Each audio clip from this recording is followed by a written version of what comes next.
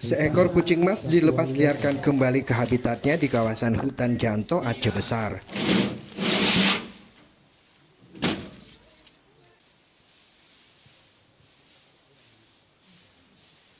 Kucing emas ini sebelumnya diselamatkan setelah terkena jeratan yang melukai kakinya. Selain kucing emas, Balai Konservasi Sumber Daya Alam BKSDA Aceh juga melepas liarkan satu ekor owa siamang yang sebelumnya diserahkan masyarakat ke petugas.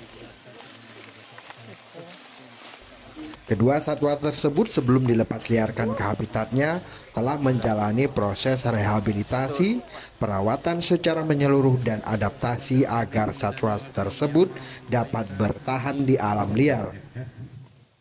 Hari ini kita melepas liarkan dua jenis satwa, satu ekor owa siamang dan satu ekor kucing emas. Owa siamang berasal dari serahan masyarakat yang kemudian kita lakukan proses rehabilitasi dan habituasi dan kemudian ini dilepas liarkan. Yang kucing emas berasal dari hasil evakuasi.